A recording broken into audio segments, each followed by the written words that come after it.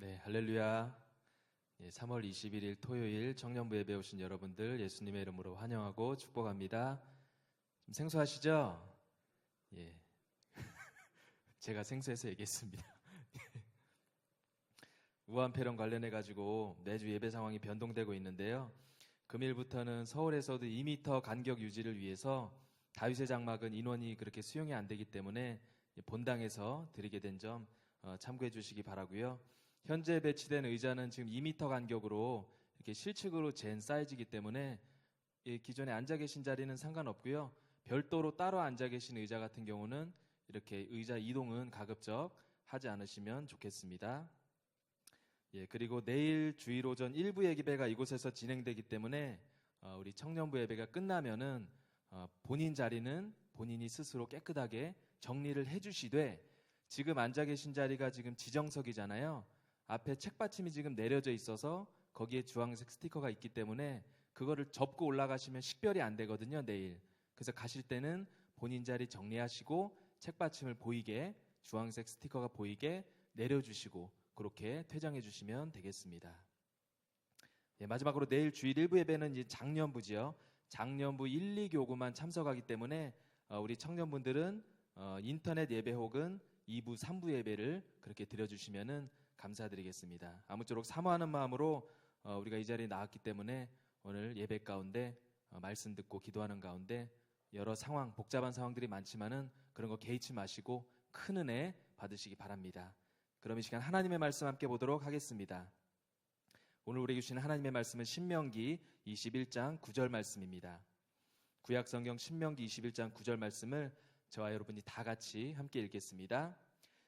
너는 이와 같이 여호와께서 보시기에 정직한 일을 행하여 무죄한 자의 피 흘린 죄를 너희 중에서 제할지니라. 아멘. 이제 허장 목사님 나오셔서 하나님께서 보시기에 정직한 것은 무엇인가 라는 제목으로 하나님의 말씀 선포해 주시겠습니다.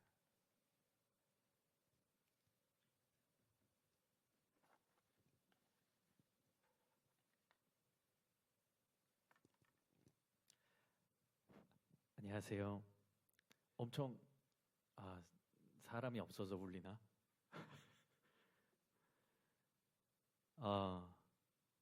전사님 말씀하신 대로 여러분들 좀 생소하실 수 있는데요. 우리가 악법이지만 또 지켜야 되는 부분들이 있기 때문에 그래서 함께 지키게 됩니다. 그리고 청년분들 다시 한 번 더 당부드리지만 여러분들은 내일은 1부 예배 드리시지 말고 2부, 3부로 나눠서 여러분들 예배 드리시기를 그렇게 당부를 드리고요.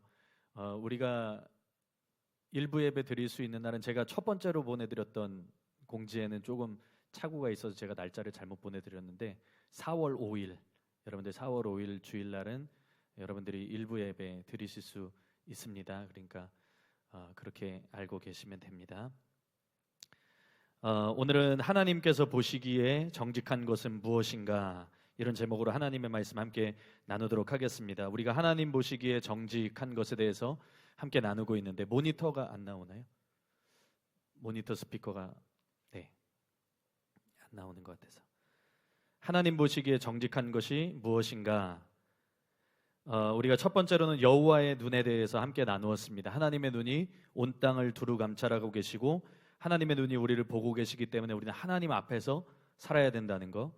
그런데 우리가 하나님 앞에서 산다는 것은 하나님 앞에 숨길 것이 없기 때문에 하나님 보시기에 정직한 삶이 돼야 된다는 것에 대해서 함께 첫 번째로 우리가 함께 나누었고요.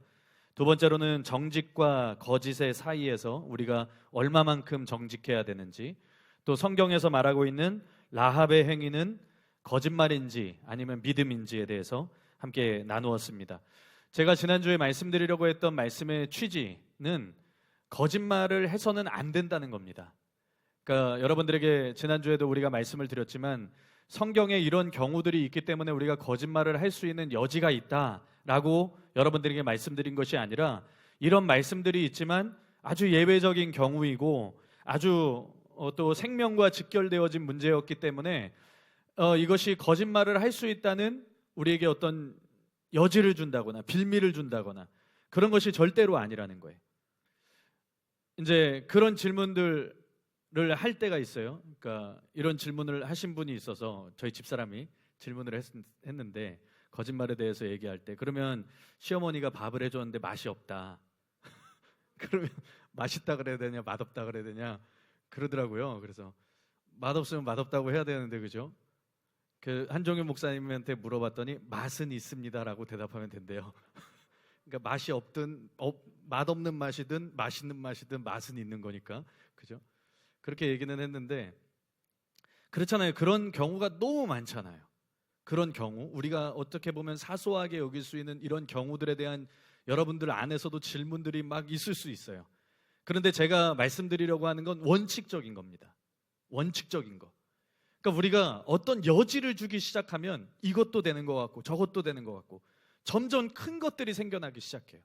그러니까 처음에는 어떤 면에서는 이건 양심을 따를 수 있는 문제입니다. 시어머니 밥을 내가 맛있다 할 건가 맛없다 할 건가 이건 그냥 신앙의 양심과 관련된 것이 아니기 때문에 그냥 우리의 양심과 관련돼서 할 수도 있고 안 할 수도 있고 그거는 모르는 거예요. 내가 아니다 싶으면 안 하면 되는 거죠. 그런데 이런 것들을 우리가 빌미를 주고 여지를 주기 시작하면 그 사이에 다른 것들이 들어오게 되어져 있어요. 다른 것들, 그러니까 더 큰 것들, 우리가 생각하기에 사소하게 여겼을지 몰라도 점점 큰 것들이 이것도 되니까 이 정도도 괜찮겠지라고 여겨지게 된다고요. 그래서 제가 지난주에 말씀드린 것은 원칙에 대한 겁니다. 원칙에 대한 거. 라합에 대한 부분 한 가지 더 여러분들에게 말씀을 드리면 라합에 대한 부분은 신학적인 의미가 될 수도 있지만 두 가지의 계명이 상충되고 있는 경우입니다.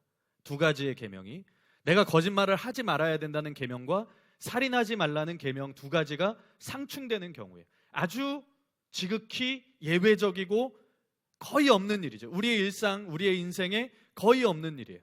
내가 큰 계명을 어기면 작은 계명을 지킬 수 있고 혹은 내가 작은 계명을 어겨야만 큰 계명을 지킬 수 있는 경우 이런 경우에 라합은 큰 계명을 지키는 것을 선택했다. 이렇게 볼 수도 있는 것이겠죠.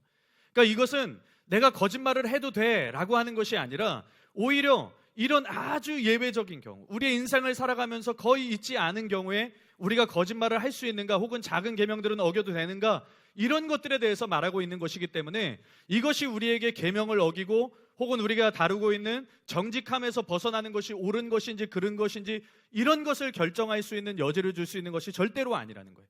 그래서 여러분들에게 원칙적으로 말씀드리고 싶은 것은 참된 신자는 거짓이 허용되어서는 안 된다는 거예요. 원칙적으로 참된 신자에게 거짓말이 허용될 수 있느냐? 그렇게 여러분들이 묻는다면 그건 허용될 수 없다는 거예요. 허용될 수 없다. 그것은 행해서는 안 된다. 그게 우리의 마음 가운데 분명하게 자리 잡고 있어야 한다는 겁니다. 그래서 여러분들이 이것을 반드시 지켜주시기를 바랍니다. 오늘은 세 번째로 한번 따라해 보겠습니다. 하나님 보시기에 정직. 오늘은 안 따라하겠습니다. 두 번째부터는 안 따라할게요. 하나님 보시기에 정직이라고 하는 것이 무엇인가? 우리가 이걸 함께 나누려고 합니다. 물론 정직이라고 하는 것은 일반적으로 우리가 알고 있는 그 솔직한 모습을 정직이라고 할 수 있을 거예요. 그런데 우리가 앞서 나눈 것처럼 정직이라고 하는 것은 단순히 세상에서 말하는 윤리적인 기준의 정직을 말하는 것 이상이에요.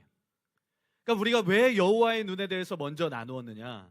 왜 여호와의 눈에 대해서 우리가 먼저 함께 첫 번째 내지에서 나누었냐 하면 우리의 정직이라고 하는 것, 우리의 진실함이라고 하는 것은 단순히 세상 기준에서 내가 도덕적으로 정직하고 이 정도면 내가 선한 사람이고 그런 것들을 말하는 것이 아니라 하나님 앞에서 내가 정직한가? 내가 하나님 보시기에 정직한 사람인가?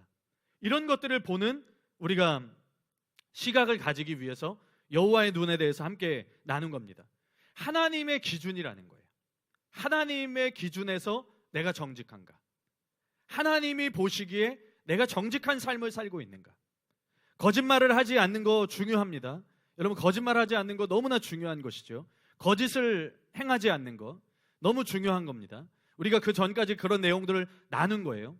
지난주에 우리 집사람한테 문자가 왔어요. 카톡이 왔는데 어떤 내용이었냐면 여보 오실 때 식빵 하나만 사오세요.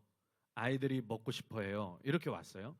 그래서 제가 아이들이 먹고 싶다고 하니까 당연히 이제 네, 집에 갈 때 사가지고 갈게요. 이렇게 이야기했는데 한 30분 있다가 우리 집사람한테 카톡이 왔어요. 사실 진주가 보낸 거예요. 이렇게 왔더라고요. 진주가 저한테 여보 오실 때 식빵 좀 사오세요. 애들이 먹고 싶어해요. 그렇게 저한테 보냈다는 거예요. 그래서 요새 정직에 대해서 설교하고 있는데 내 딸이 나를 속이는구나. 그래서 벌로 식빵을 사가지고 갔어요. 제가 먹고 싶은 빵하고 해갖고. 어쨌든 정직이라고 하는 거 굉장히 중요한 겁니다.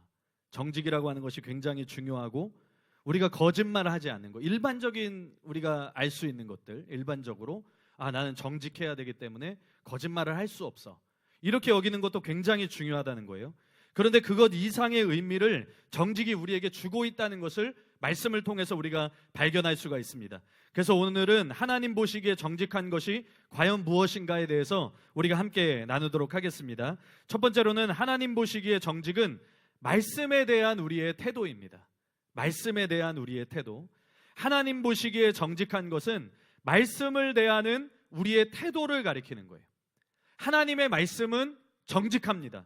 시편 19편 8절 말씀에 보면 여호와의 교훈은 정직하여 마음을 기쁘게 하고 여호와의 계명은 순결하여 눈을 밝게 하시도다, 이렇게 나옵니다. 여기서 정직하다는 것은 물론 하나님의 말씀 그 자체에 대한 것이기도 합니다. 하나님의 말씀이 우리에게 정직해요. 하나님의 말씀 자체가 정직하고 순결하고 진실한 것입니다. 그런데 그뿐만이 아닙니다. 그 말씀을 대하는 사람들의 태도에 있어서도 정직하고 진실해야 될 것을 가르쳐주는 것이 바로 이 말씀입니다. 박윤선 박사님이 이 구절에 대해서 이렇게 썼습니다. 정직하다라는 말은 히브리어 원어로 예샤림이니 바르다 혹은 곧다란 뜻이다. 하나님의 곧은 말씀은 죄인의 마음을 찔러 회개시킨다. 사람은 회개해야 마음이 기쁘다, 이렇게 썼습니다. 피터 크레이기라고 하는 학자도 마음을 기쁘게 하고 라는 구절을 근거로 해서 역시 이렇게 지적을 했습니다. 마음을 기쁘게 하고, 토라는 하나님 앞에서의 의로운 삶에 그 뿌리를 두고 있으며 기쁨을 창조해낸다. 하나님의 말씀이 정직한데 그 정직한 말씀을 대하는 사람들의 태도가 어떠해야 되는가? 그 말씀 앞에 찔림을 받고 또 그 말씀 앞에서 의로운 삶의 뿌리를 내리고 살아가는 삶을 말하는 것이라고 학자들이 말하고 있다는 거예요. 곧 이 말씀이 하나님 말씀 그 자체에 대한 정직함과 또 순결함을 말하고 있는 것이 분명하지만 동시에 그 정직하고 순결한 하나님의 말씀을 대할 때에 참된 신자들이 어떻게 반응하고 어떻게 하나님 앞에서 살아가야 되는지를 보여주고 있는 말씀이라는 거예요.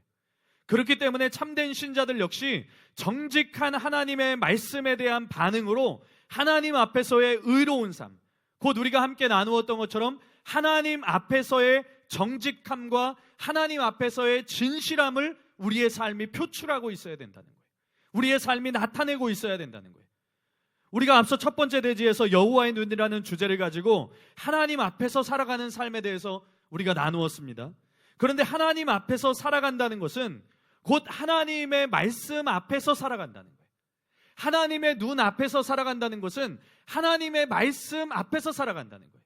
하나님이 보시기에 우리가 정직한 삶을 살아간다는 것은 하나님의 말씀이 보시기에 정직한 삶을 살아간다는 거예요. 왜냐하면 하나님이 우리를 보시는 기준이 뭐냐? 우리가 하나님 앞에서 살아갈 때 하나님의 눈이 우리를 보시는 기준이 무엇이냐? 그것이 하나님의 말씀이기 때문이에요. 하나님은 무엇으로 신자들을 보십니까? 하나님의 말씀을 기준으로 보시는 거예요.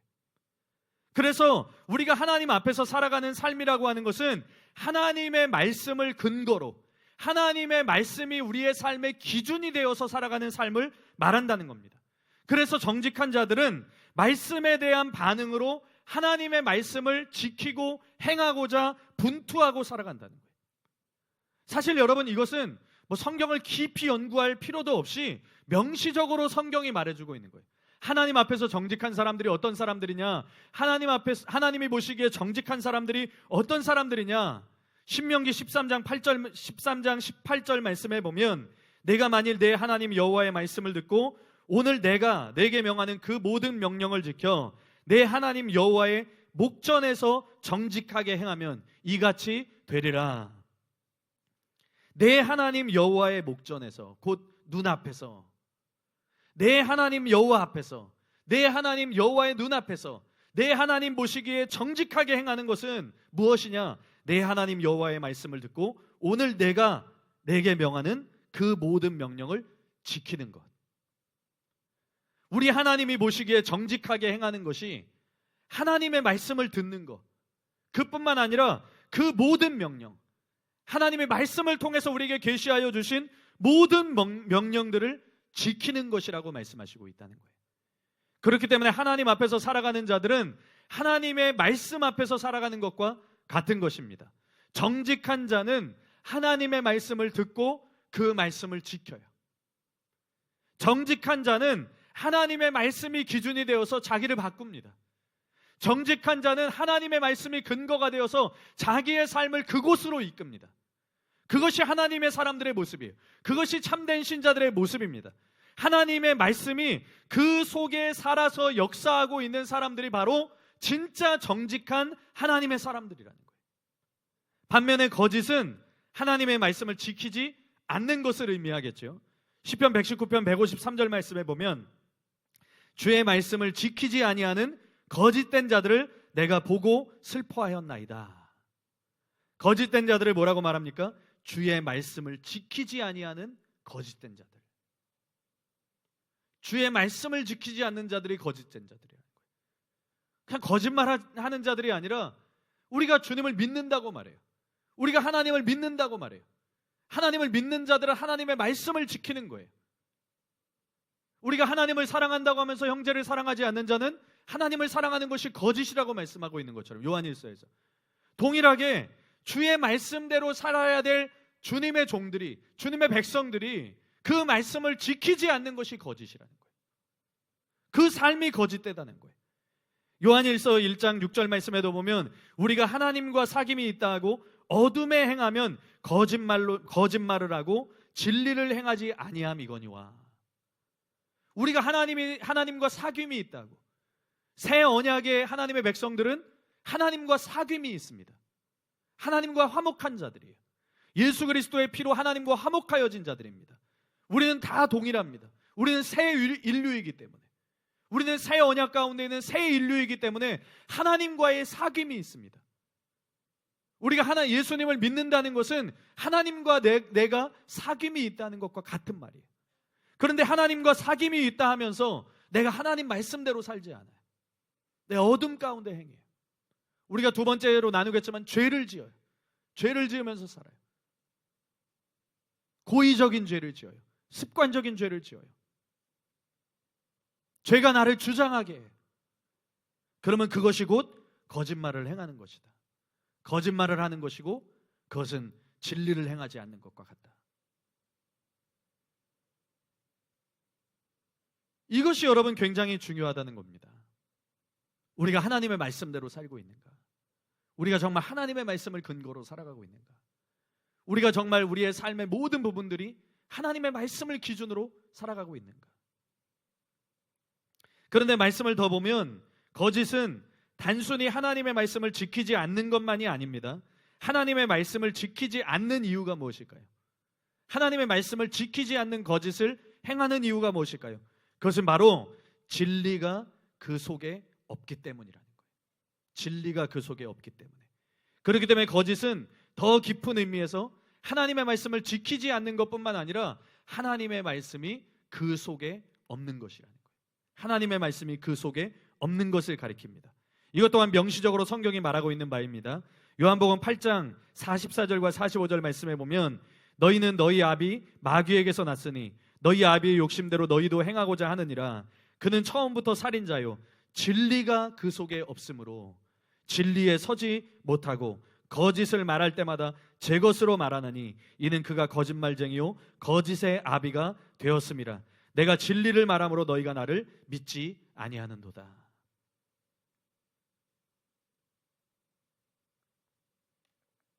또 요한일서 2장 4절 말씀에 보면 그를 아노라 하고 그의 계명을 지키지 아니한 자는 거짓말하는 자요 진리가 그 속에 있지 아니하되. 요한일서 2장 21절 22절 말씀에도 내가 너희에게 쓰는 것은 너희가 진리를 알지 못하기 때문이 아니라 알기 때문이요.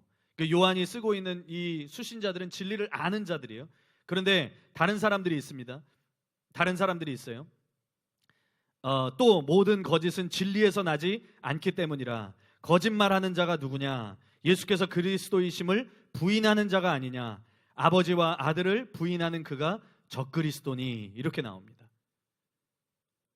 여러분, 거짓이 좀 더 확장되고 심각해지기 시작했죠.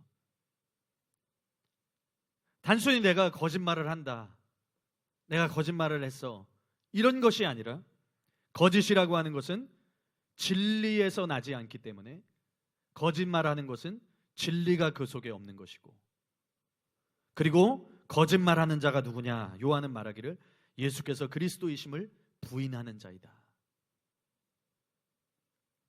그러니까 진리를 따르지 않는 자들이에요. 진리가 그 속에 역사하지 않는 자들이에요. 우리가 어쩌다가 거짓말할 때, 아주 사소한 거짓말들 우리가 행할 때 내 속에 진리가 없나 봐, 이것은 아닙니다. 우리가 습관적이고 고의적이고 거짓말이 나를 주장하고 거짓이 나를 주장하고, 그래서 진리에 끌리지 않고 거짓된 가르침들에 끌리고, 이런 것들을 말하고 있는 것이긴 해요. 그러나 우리가 거짓이라고 하는 작은 부분에 있어서까지 심각성을 느낄 수 있게 하는 그런 요소가 될 수 있습니다.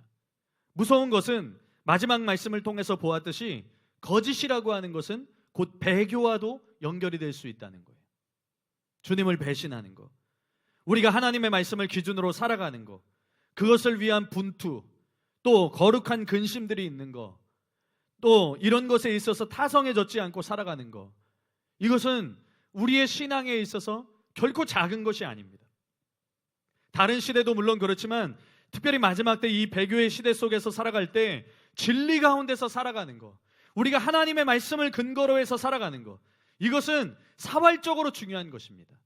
진리가 내 삶의 근거가 되고, 진리가 내 삶의 기준이 되고, 진리가 내 속에서 역사해서 하나님의 말씀을 내가 사랑하고 하나님의 말씀을 따르기를 원하고, 그 말씀을 사모해서 듣기를 원하고, 그 말씀 들은 것으로 끝나지 않고 내 마음에 새겨서 내가 그것으로 어떻게 하면 살아갈 수 있을까 분투하고 싸우고 거룩한 근심이 내 안에 있고, 이것이 여러분 얼마나 중요한 것인지 몰라요.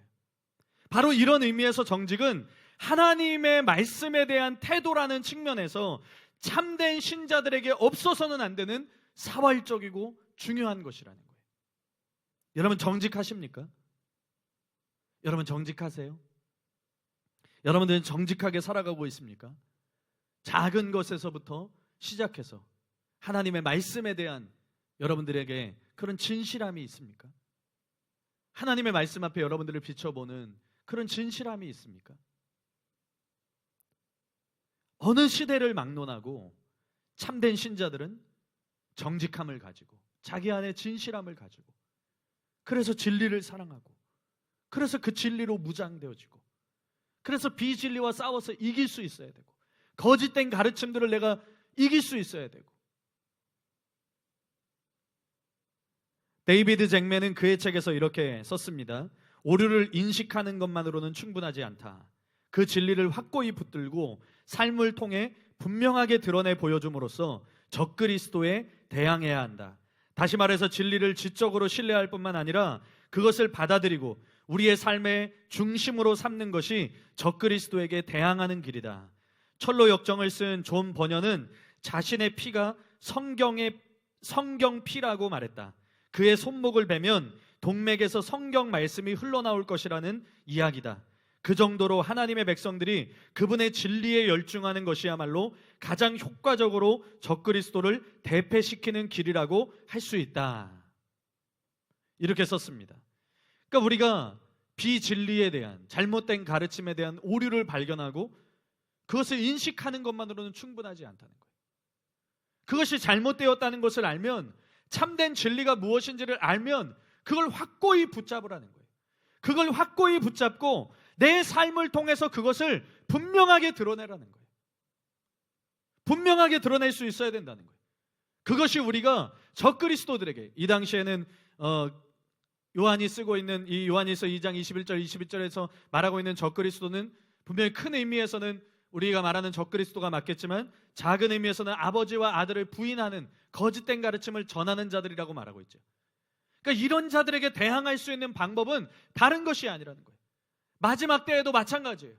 마지막 때에도 잘못된 가르침으로 인해서 교회가 무너져가고, 이런 이 시대 가운데 우리가 살아남고, 이런 이 시대 가운데 우리가 무기를 삼을 수 있는 진리, 이런 이 시대 가운데 우리가 진짜 대항하고 우리가 진짜 살아남을 수 있는 진리, 이게 우리의 마음 가운데 있어야 된다는 거예요. 이게 우리의 삶에서 분명하게 드러나고 있어야 된다는 거예요. 이게 정직입니다. 이게 그리스도인들의 진실입니다. 하나님을 믿는다고 하는데, 예수 그리스도를 믿는다고 하는데, 나는 새 언약의 새 인류라고 말하는데, 거듭난 자라고 말하는데, 내 안에 말씀이 없으면 안 된다는 거예요. 내 안에 말씀이 역사하지 않으면 안 된다는 거예요. 내 안에 무엇이 끌리고 있는가? 내 안에 무엇이 역사하고 있는가? 내 안에 무엇이 자리하고 있는가? 내 삶은 무엇이 반영되고 무엇이 표출되고 있는가? 무엇이 드러나고 있는가?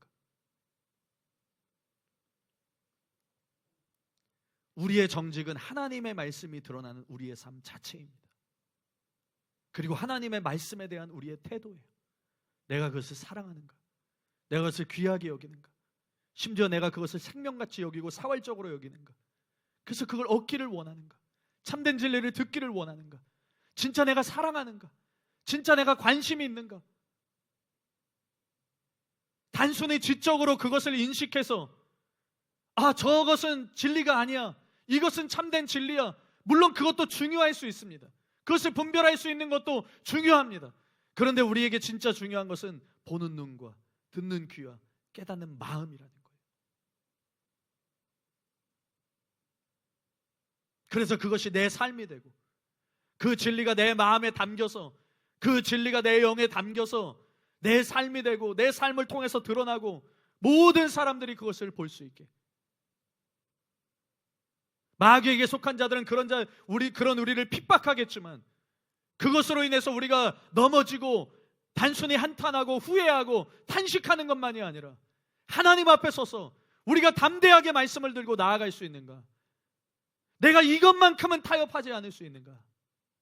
내가 이 진리의 삶만큼은 타협하지 않을 수 있는가? 하나님의 말씀은 정직하기 때문에 그 정직한 하나님의 말씀에 정직하게 반응한 자들은 그 말씀이 그 속에 반드시 역사합니다. 반드시 역사하게 되어져 있습니다. 그것은 곧 하나님이 그 속에 거하신다는 것이죠. 그러면 이 시대에 배교의 흐름 속에 휩쓸리지 않고 하나님의 말씀대로 살아갈 수 있는 힘이 하나님으로부터 우리에게 주어지게 되는 겁니다. 여러분, 진짜 참된 신자들은 거짓을 사랑하지 않습니다. 왜냐하면 그들의 이름 자체가 참된 신자들이기 때문에. 참되다는 건 뭐예요? 진실하다는 거예요. 진실한 신자들이기 때문에. 거짓이 없는 것입니다. 그들에게는 거짓이 허용되지 않는 거예요. 그들에게는 거짓이 역사하지 않는 겁니다. 그걸 미워합니다. 그걸 싫어합니다. 오직 하나님의 말씀을 사랑합니다. 시편 119편 163절 말씀에 보면 나는 거짓을 미워하며 싫어하고 주의 율법을 사랑하나이다. 나는 거짓을 미워하며 싫어하고 주의 율법을 사랑하나이다. 이것이 우리의 고백이 되어야 됩니다. 하나님, 나는 거짓을 미워하는 자입니다. 거짓을 싫어하는 자가 되게 해주십시오. 나는 주의 율법, 주의 말씀, 주님이 우리에게 주신 그 진리를 사랑하는 자들이 되게 해주십시오. 참된 신자는 거짓된 가르침에 끌리지 않습니다. 하나님의 말씀을 꿀과 꿀송이보다, 송이꿀보다 더 사모합니다. 세상의 그 어떤 가치보다 하나님의 말씀을 더 귀하게 여깁니다. 정직하게 하나님의 말씀 앞에 자기를 비춰보고 반응합니다. 우리가 자기 하나님을 아는 백성이라는 설교에서 자기 하나님을 아는 백성들에게 나타나는 성품이 있다고 말씀드렸죠. 그 중에 하나가 무엇이었습니까? 진실이었어요. 진실입니다. 하나님의 백성들에게 나타나야 될 진실, 그거 없으면 하나님의 백성은 망합니다. 인애와 진실과 인애와 하나님을 아는 지식이 없으면 하나님의 백성은 망하는 거예요. 하나님의 성품이기 때문에, 하나님의 백성들에게만 나타나는 하나님의 성품이기 때문에. 그러나 거짓을 행하는 자들은 패역합니다. 정직은 거짓만이 아니라 패역함과도 반대가 됩니다. 패역한다는 것은 무엇이? 하나님을 대적하는 거예요. 하나님을 거스른다는 거예요. 하나님의 법을 업신여기는 일체의 행위를 패역한 자들이 행하는 행위라고 말을 합니다. 이 패역한 자들이 어떤 자들인지에 대해서는 관련 주제에서 저희 다음 주에 이제 차후 함께 나누게 되겠지만, 말씀과 관련된 부분만 먼저 짧게만 살펴보면, 패역하다는 것은 고집이 세고 순종하지 않는 자들을 말해요. 이사야 30장 1절 2절 말씀해 보면 여호와께서 이르시되 패역한 자들은 화 있을진저 그들이 계교를 베푸나 나로 말미암지 아니하고 하나님으로 말미암지 않았다는 거예요. 패역한 자들의 계교는 하나님으로 말미암지 않았다. 무엇입니까? 순종하는 자들이 아니라는 거예요. 하나님에게서 난 자들이 아니라는 거예요. 나로 말미암지 아니하며 맹약을 맺으나 나의 영으로 말미암지 아니하고 죄에 죄를 더하도다. 그들이 바로의 세력 안에서 스스로 강하려 하며 애굽의 그늘에 피하려 하여 애굽으로 내려갔으되 나의 입에 묻지 아니하였도다. 이 말씀에서는 애굽을 의지하는 그 모습을 보여주고 있죠. 하나님의 백성들이 하나님이 아니라 애굽을 의지해, 세상 왕국을 의지해, 하나님께 묻지 않아요. 그래서 하나님께 묻지 않았다. 여러분, 다윗이 참 위대한 하나님의 사람입니다. 열왕기상 15장 5절 말씀에 보면 다윗이 햇사람 우리아의 일 외에는 여호와 보시기에 평생에 정직하게 행했다고 나오잖아요. 그는 평생에 햇사람 우리아의 일 외에는 그 밧세바 간음하고 또 우리아를 살인했던 그 사건 외에는 어쨌든 하나님 앞에 평생을 정직하게 살았어요. 하나님 보시기에 정직하게 행했어요. 그런데 그가 행했던 일 가운데, 하나님이 그를 정직하게 보셨던 것 가운데 하나가 뭐냐면 그가 하나님께 묻는 자였다는 거예요. 여러분, 다윗의 일생을 성경을 통해서 쭉 보십시오. 그가 전쟁을 하든 뭘 하든 그가 어쨌든 하나님 앞에 바로 서 있을 때 분명히 행했던 일이 뭐냐면 하나님께 묻는 것이었어요. 하나님께 묻고, 하나님, 이들을 우리 손에 맡기셨습니까? 이들을 우리 손에 붙이셨습니까? 하나님이 이들을 우리 손에 붙이셨으면 우리가 나가서 싸우고 그러면 승리할 것이고, 이들을 하나님께서 우리에게 붙이시지 않았으면 우리는 나가지 않겠습니다. 이게 다윗의 일생의 기준이었어요. 하나님께 묻는 거, 하나님이 말씀하여 주기를 원하는 거. 그래서 그것에 하나님의 말씀이 있으면 그것에 무조건 순종해. 그것에 무조건 순종해. 그리고 실제로 그는 많은 전쟁 가운데서 하나님의 말씀에 순종함으로 싸워서 승리했습니다. 그런데 이 애굽을 의지하는 자들, 이사야가 말하고 있는 애굽을 의지하는 자들은 다윗과는 반대입니다. 하나님께 묻지 않아요. 하나님께 묻지 않고 하나님을 의지하지 않아요. 하나님의 말씀에 불순종하고 복종하기를 거부하고 하나님을 의지하지 않아요. 세상의 것을 의지해요. 그게 무엇입니까? 정직하지 못한 패역한 자들이다.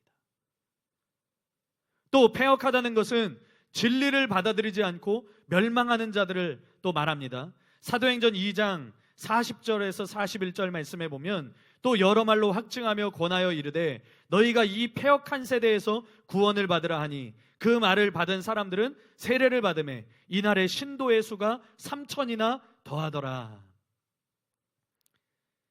여기서는 하나님의 진리로 확증과 권함을 받음으로 그것을 받아들이고 구원을 얻은 자들을 말하고 있고, 그것과 반대되는 사람들을 이 패역한 세대라고 말하죠. 너희가 이 패역한 세대에서 구원을 받아야 된다 해서 하나님의 말씀에 확증을 받고 권함을 받아서 그것을 받아들인 사람들이 3,000이나 회개하게 되는, 또 세례를 받게 되는 그런 일이 일어나게 됐다는 거죠. 그와 반대되는 사람들, 그걸 듣지 않는 자들, 여러 말로 확증함에도 불구하고 여러 말로 권함에도 불구하고 그것을 받아들이지 않는 자들이 패역한 세대라는 거예요. 곧 진리를 받아들이지 않는 자들, 진리를 왜곡하는 자들, 보는 눈과 듣는 귀와 깨닫는 마음을 품지 않는 자들, 하나님의 말씀에 은혜를 구하지 않는 자들, 이런 사람들을 패역한 세대라고 지칭하고 있다는 거예요.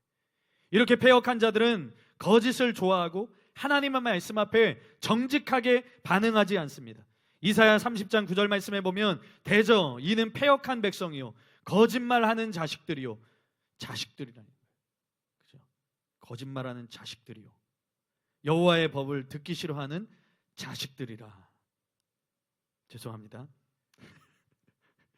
패역한 자들은 하나님의 법, 곧 하나님의 말씀을 싫어하는 자들이다. 싫어하는 자들이다. 또 정직한 자들의 반응과 사뭇 다르게 거짓말을 하는 자들, 하나님의 법을 듣기 싫어하는 자들, 하나님의 뜻을 거스른다는 거예요. 하나님의 말씀을 거스른다는 거예요. 여러분, 우리는 하나님의 말씀 앞에 있습니까? 우리는 하나님의 말씀 앞에 있습니까? 말씀이 우리 속에 역사하고 있습니까? 진리가 우리 속에서 역사해서 그 진리가 나를 바꾸고 있습니까? 하나님의 말씀을 사모해서 그 말씀이 내 안에 가득하고 그 말씀대로 살고자 하는 열망으로 가득 채워져서 그 말씀대로 살기 위해서 내가 분투하고 그 열망을 내가 감출 수 없어서 내가 거룩한 근심 가운데, 하나님의 말씀대로 살기 위한 거룩한 근심 가운데 살아가고,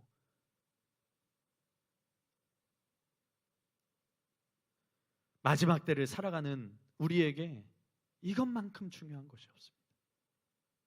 점점 진리가 공격을 받는 시대이기 때문에, 점점 진리가 사람들에게 외면받는 시대이기 때문에, 모든 시대가 그러했지만 지금 이 시대는 더욱이 진리가 외면받고 진리가 사람들의 관심이 진리에 있지 않은 그런 시대이기 때문에 여러분들에게 이 물음이 너무나 중요하다는 거예요. 그냥 생명 걸고 여러분들이 물어봐야 됩니다. 자기 자신에게. 내 속에 진리가 있는가? 난 진짜 진리를 사랑하는가? 그게 지식이 아니라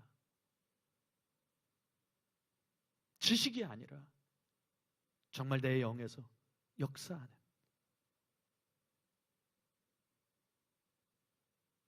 내가 단순 오류들을 인식하기 위해서 이러한 진리들을 내가 깨닫는 것, 그것으로 만족하는 것이 아니라 하나님이 주시는 보는 눈과 듣는 귀와 깨닫는 마음이 은혜로 우리에게 주어져서, 그래서 그 말씀이 내 속에서 역사하고 그 말씀이 나를 바꾸고 그 말씀이 나를 살게 하고 그 말씀이 모든 비질로부터 나를 보호하고 그것과 대항하여 싸울 수 있게 하고,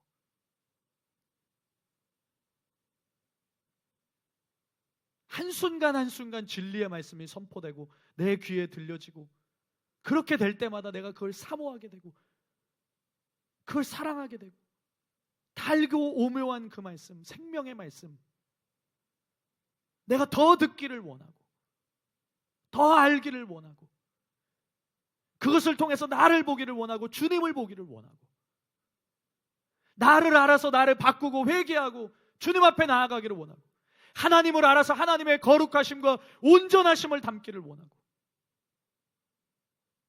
그러한 소원이, 그러한 열망이 내 안에 있어서 내가 하나님의 말씀대로 살기 위해서 분투하게 되는 거예요. 존 라일이 왜 신앙이 전쟁이라고 말합니까? 하나님의 말씀대로 살기 위한 전쟁이에요. 하나님의 말씀이 우리에게 거룩하라고 했으니까 거룩하게 살기 위한 전쟁이 되는 거예요. 하나님의 말씀이 우리에게 하나님의 온전하심과 같이 온전하라고 했으니까 온전하기 위해서 전쟁하는 거예요. 분투하는 거예요. 싸우는 거예요. 나 자신과 싸우는 거예요. 나를 꺾고 죽이고 하나님 앞에 서는 거예요. 무엇이 정직입니까, 여러분? 무엇이 정직입니까? 무엇이 정직합니까? 하나님의 말씀 앞에 서는 겁니다. 하나님의 말씀 앞에 서는 겁니다. 여러분, 하나님의 말씀을 사랑하지 않는 이 패역한 세대에서 구원을 받으시기를 바랍니다. 하나님의 말씀이 우리 속에 역사하고 하나님의 말씀을 사모함이 우리 속에 가득해서 그 열망으로 가득 차서 하나님을 찾아야 돼요. 하나님께 나아와야 돼요. 하나님의 말씀을 더 원해야 돼요. 그 은혜가 나를 사로잡으시기를, 하나님 나에게 더 보는 눈을 주십시오. 하나님 나에게 더 듣는 귀를 주십시오. 하나님 나에게 더 깨닫는 마음을 주십시오. 지금보다 더 강력하게 주님의 말씀을 깨닫고 내 영으로 살아갈 수 있도록 하나님 나에게 말씀을 주시옵소서. 나에게 말씀을 보게 해주십시오. 듣게 해주십시오. 깨닫게 해주십시오. 그래야만 여러분 이 마지막 때에 이 패역한 세대에서 진짜 승리하고 이기는 자가 되어서 구원을 받을 수 있는 것입니다. 마지막 이 배교의 흐름 속에서 여러분 끝까지 살아남을 수 있는 것입니다. 그것이 진짜 참된 신자들의 모습입니다. 여러분 참된 신자로서 말씀 앞에 정직한 하나님의 사람들이 다 되시기를 예수님의 이름으로 축복합니다. 두 번째로는 하나님 보시기에 정직은 죄에 대한 우리의 태도입니다. 하나님 보시기에 정직은 우리의 양심과 관련되어져 있습니다. 그리고 양심은 하나님 앞에서 죄된 우리의 삶이 찔림을 받도록 하는 역할을 합니다. 시편 73편 21절 말씀에 보면 내 마음이 산란하며 내 양심이 찔렸나이다.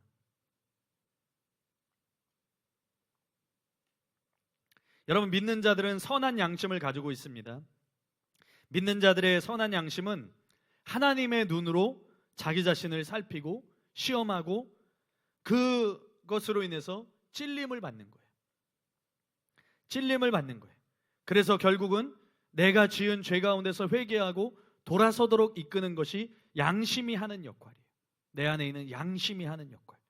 하나님이 우리를 바른 길로 지도하시고 죄를 회개하고 돌이키도록 훈계하시고 인도하시는데 믿는 자들에게 있는 선한 양심은 우리를 그것을 회개하고 하나님의 뜻대로 살아가는, 돌아서도록 하는데 그렇게 역할을 한다는 겁니다. 양심을 찌르시고 양심을 단련하시는 것을 통해서 죄에 대한 우리의 태도가 어떠해야 되는지를 알게 하시는 거예요.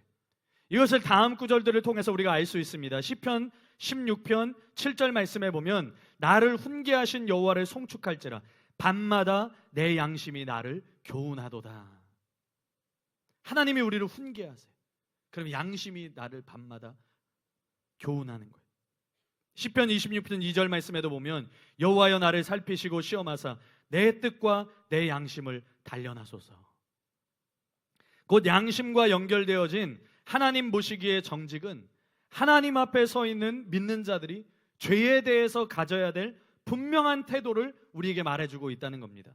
이렇게 하나님이 보시기에 정직한 것이 우리의 양심과 연결되어진 태도라면 정직과 반대되는 거짓도 물론 그 자체만으로도 죄이지만 거짓이 또 다른 죄들과도 관계성을 가지고 있다는 것을 알 수 있죠. 성경은 이렇게 말해주고 있습니다. 이사야 5장 18절과 20절 말씀에 보면 거짓으로 끈을 삼아 죄악을 끌며 술의 줄로 함같이 죄악을 끄는 자는 화 있을진저 악을 선하다 하며 선을 악하다 하며 흑암으로 광명을 삼으며 광명으로 흑암을 삼으며 쓴 것으로 단 것을 삼으며 단 것으로 쓴 것을 삼는 자들은 화 있을진저. 거짓을 말하고 있죠. 악을 선하다 해요. 선을 악하다 해요. 흑암을 광명이라고 말해요. 광명을 흑암이라고 말해요. 쓴 것을 단 것으로 삼고 단 것을 쓴 것으로 삼으려고 해요. 거짓을 진실이라고 말하고 진실을 거짓이라고 말해요. 우리 너무나 많이 보지 않습니까? 그죠? 이런 사람들에게 화 있다는 거예요. 그런데 그 앞에 5장 18절에서 뭐라고 말합니까? 그 거짓으로 끈을 삼아 죄악을 끄는 것.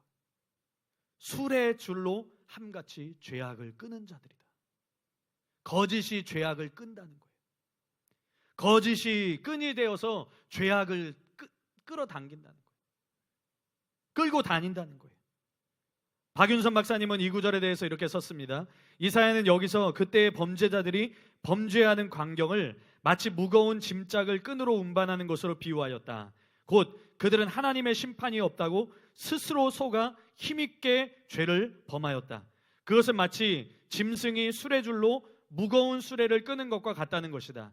그것들은 줄에 의지하여 무거운 집작을 끄는데 전력하는 것처럼 거짓을 힘껏 믿고, 그러니까 하나님의 살아계심을 믿지 않은 그 거짓, 그것을 스스로를 속여서 그것을 힘껏 믿었어요. 그래서 죄를 범하는 자들은 그 범죄에 전력하게 된다. 그 거짓으로 인해서 죄에 오히려 전력하게 된다는 것이죠. 그들은 자기들 자신을 거짓에게 내어 맡긴다. 사람의 모든 범죄는 사실상 스스로 속아서 하는 일이다. 죄값이 사망인 줄 알고야 누가 범죄하랴. 거짓이란 것은 여러 가지로 나타나는데 무식에서 오는 거짓이 있음. 그것은 사람이 죄악에 대한 심판이 얼마나 무서운 줄 모르고 범죄함이니 스스로 속는 거짓이다. 여름날 밤중에 불을 피우면 나비들이 그것을 꽃인 줄 알고 가까이 날아왔다가 타서 죽는다. 두 번째는 정치적인 거짓이 있음. 이것은 사람이 일시적으로 자기의 죄의 정체를 보이지 않으려고 가리우는 말을 이름이다. 이런 사람은 남을 속이며 거짓말로써 죄악을 잘 발달시키나니 자기도 스스로 속아서 거짓말로 형통할 줄 알고 계속 죄악을 쌓아 나아간다. 그러나 그같이 죄를 쌓은 결국은 멸망이다. 이런 사람은 옛날에 거리라는 임금과 같이 불의를 정당화시키는 말을 잘한다. 그는 필경 죄를 예사로 범하게 된다. 사람의 모든 범죄는 사실상 스스로 속기 때문이라는 거예요. 자기가 속거나 또 다른 사람을 속이는 거예요. 자기가 속았기 때문에 다른 사람들에게 속이는 거예요. 하나님이 보시기에 정직한 것은 양심과 연결이 되어서 우리의 죄와 관련된 태도인 것처럼 거짓도 마찬가지예요. 거짓도 그냥 단순히 거짓인 것 같아도 그렇지 않다는 거예요. 죄를 지으면서도 하나님의 심판을 의식하지 않는 태도가 거짓이라는 거예요. 죄를 지으면서도 멸망을 인식하지 못하는 태도가 거짓이라는 거예요. 죄악에 대한 심판이 무서운 줄 모르기 때문에 잠시 두려워할지는 모르지만 진짜 하나님 앞에 자기를 비춰보지 못하는 거예요. 곧 하나님의 눈을 의식하지 않는 것 자체가 거짓입니다. 하나님 앞에서 자신의 죄에 내어 맡긴 채로 스스로 속이고 하나님을 인식하지 않은 것, 하나님 앞에서 살지 않는 것, 하나님이 보고 계심을 인식하지 못하는 것, 이것이 진짜 우리가 경계해야 될 거짓의 모습이라는 겁니다. 그래서 거짓은 우리가 생각하는 것보다 훨씬 더 위험합니다. 아울러 정직은 참된 신자들에게 있어서 우리가 생각하는 것보다 훨씬 더 중요하다는 것을 깨달으셔야 돼요. 하나님이 보시기에 정직한 자들은 죄에 대한 분명한 태도를 보입니다. 그런데 우리가 오해하지 말아야 되는 것은 이 말은 단순히 죄를 짓지 않는다 이런 의미로만 말씀드리는 것이 아닙니다. 죄에 대해서 어떤 태도를 보이는가? 정직은 죄에 대한 우리의 태도를 말하는데 성경에 우리가 잘 알고 있는 몇몇 인물들을 통해서도 우리가 그걸 알 수 있습니다. 먼저 우리는 요셉을 통해서 그가 어떻게 하나님 보시기에 정직했는지를 찾아볼 수가 있습니다. 창세기 39장 6절에서 10절 말씀에 보면 우리가 잘 알고 있는 말씀이니까 요셉의 용모가 빼어나고 아름다웠잖아요. 그래서 주인의 아내가 바세바라네, 그 보디발의 아내가 다윗하고 요셉을 헷갈리고 보디발의 아내하고 바세바를 헷갈렸어요. 죄송합니다. 어쨌든 그 보디발의 아내가 요셉을 눈치타면서 동침하기를 청하죠. 그런데 그가 그걸 거절합니다. 그걸 거절해요. 뭐라고 거절합니까? 내가 어찌 이 큰 악을 행하여 하나님께 죄를 지으리이까? 여인이 날마다 요셉에게 청하였으나 요셉이 듣지 아니하여 동침하지 아니할 뿐더러 함께 있지도 아니하니라. 성경은 기록합니다. 요셉은 하나님 앞에 있었어요. 하나님 앞에 있었어요. 하나님 앞에 있었기 때문에 하나님 보시기에 정직할 수 있었습니다.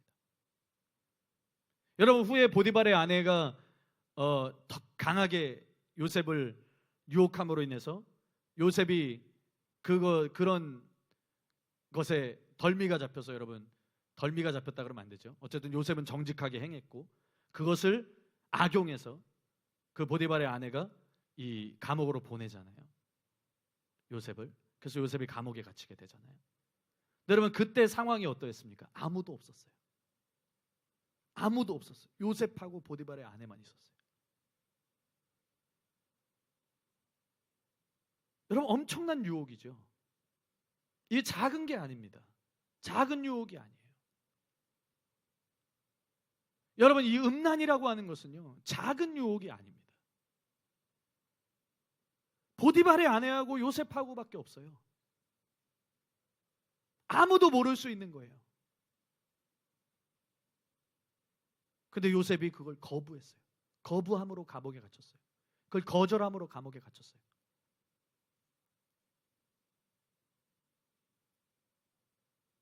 왜 그랬습니까? 왜 그랬습니까? 하나님 앞에 있었기 때문에. 내가 어찌 이 큰 낙을 하나님 앞에서 행할 수 있는가?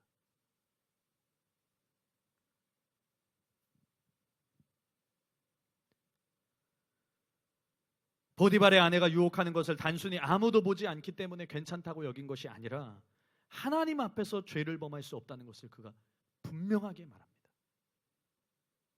여러분 아무도 보지 않아요. 아무도 보지 않는다고 생각해 보세요. 정도의 차이가 있을 수 있겠죠. 죄의 크기에. 아무도 보지 않아요. 여러분 어떻게 살고 있습니까? 우리 어떻게 살고 있습니까? 하나님의 눈이 있어요. 하나님의 눈이 있어요. 우리는 하나님 앞에 있어요. 요셉이 참 위대해 보이는 때가 있었습니다. 우리 집사람이 요셉과 같은 사람과 결혼하게 해달라고 그렇게 배우자를 위해서 기도할 때 그렇게 기도했대요. 제가 고백했어요. 나는 절대로 요셉과 같은 사람이 아닌 것 같다고. 난 그렇게 정결한 사람도 아니고 그렇게 죄를 거절하고 그런 사람도 아니고 난 참 나쁜 사람인 것 같고 어떨 때는 야곱과도 비교할 수 없지만 차라리 성경의 인물과 비교하면 난 야곱과 같은 사람인 것 같다. 내 속임수, 내 꾀 그런 얘기 많이 하거든요. 그런 얘기 했었거든요. 그런데 지금 와서 하게 되는 것은 내가 물론 그런 사람은 아니지만 분명히 우리는 그런 사람이 돼야 된다는 거예요. 우리는 다 요셉과 같은 사람이 돼야 된다는 거예요. 우리는 다 요셉과 같이 하나님 앞에서 득죄하지 않도록 살아가야 된다는 거예요. 하나님 앞에서 내가 악을 행할 수 없다는 걸 분명하게 알고 살아가야 된다는 거예요. 거절할 수 있어야 된다는 거예요. 피할 수 있어야 된다는 거예요. 계속된 보디발의 아내의 청을 거절하는 것만이 아니라 피하고 함께 있지 않았다 그러잖아요.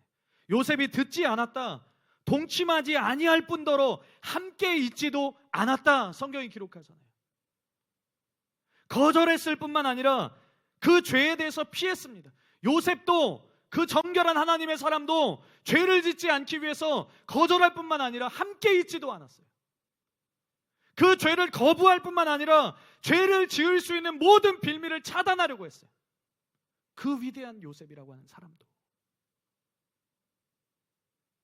여러분 정직은 하나님 앞에, 내가 하나님 앞에 있다는 것을 알기 때문에 죄를 지을 수 없다. 이것만이 아니라 내가 그 유혹을 차단하는 거예요. 그 유혹을 거절하는 거예요. 그 유혹과 함께 있지 않기를 원하는 거예요. 그래서 그것을 피하는 거예요. 우리가 하나님 앞에서 정직하고 하나님 보시기에 정직하면 우리는 죄를 피합니다. 우리는 죄를 거절합니다. 우리도 요셉과 마찬가지이고 요셉도 우리와 마찬가지 아닙니까? 그도 인생입니다. 그도 사람입니다. 그도 인생이었습니다. 그도 우리와 똑같은 사람이었습니다.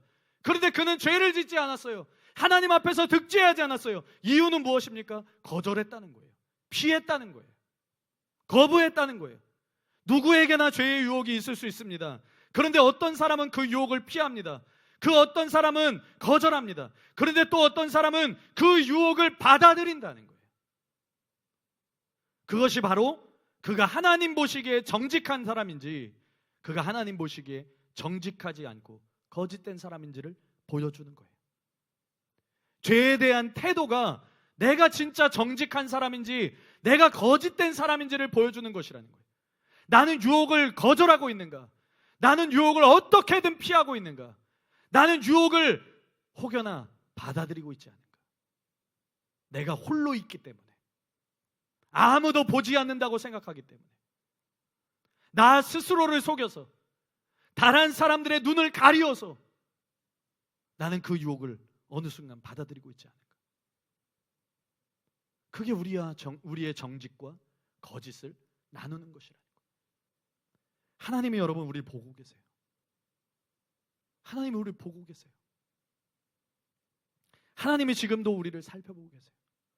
지금 이 순간도 하나님이 여러분들을 지금 보고 계시는 거예요. 단순히 여러분들의 겉모양이 아니라 하나님의 말씀을 듣는 여러분들의 심령을 보고 계세요. 죄에 대해 어떻게 반응했는지 여러분들의 중심을 보고 계세요. 한 사람도 예외가 없다는 거예요. 한 사람도 예외가 없어요. 그것은 사실입니다. 변하지 않는 사실입니다. 우리의 믿음과 양심으로 그것을 의식하면서 살아가는 사람이 있고, 그것을 의식하지 않으므로 하나님의 눈을 깨닫지 못하는 사람들이 있어요. 물론 그 죄에는 정도의 차이가 있을지 모르지만 지금 하나님이 보고 계심을 우리가 아는데,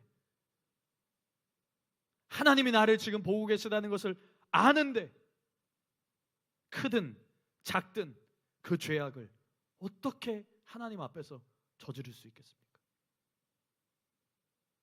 죄가 큰 것인가, 이 죄가 작은 것인가, 이런 문제가 아니라 우리가 하나님이 보시기에 정직하다면, 내가 하나님이 나를 지금 보고 계시다는 것을 알고 있다면, 인식하고 있다면, 하나님의 눈이 나를 살펴보고 계시고 내가 지금 그 하나님 앞에 서 있다는 것을 알고 있다면 어떻게든 그것을 피하고자 할 것입니다. 그건 크고 작음의 문제가 아닙니다. 죄의 크고 작음의 문제가 아닙니다. 어떻게든 피할 거예요. 어떻게든 함께 있지 않기 위해서 발버둥 칠 거예요. 죄와 함께하기를 원하지 않을 뿐만 아니라 하나님과 함께하기를 원할 거예요. 요셉은 하나님 앞에서 살았어요. 그는 사람에게도 정직하게 보였지만 사람만이 아니라 진짜 하나님 앞에서 하나님 보시기에 정직하게 살았어요. 그래서 보디발의 아내에게서 오는 죄에 대한 유혹을 거절하고 피했습니다. 함께 있는 것조차도 마다했습니다. 이것이 진짜 정직한 자들의 모습이에요. 이것이 진짜 참된 신자들의 정직함입니다. 하나님 보시기에 정직한 자들은 바로 이러한 죄에 대한 태도를 가지게 된다는 거예요. 그런데 여러분, 우리가 참 나약합니다. 우리가 참 나약합니다. 우리가 참 나약한 인생입니다. 우리가 습관적이지는 않지만 또 고의적이지는 않지만 우리가 나약한 인간이기 때문에 때때로 죄를 범해요.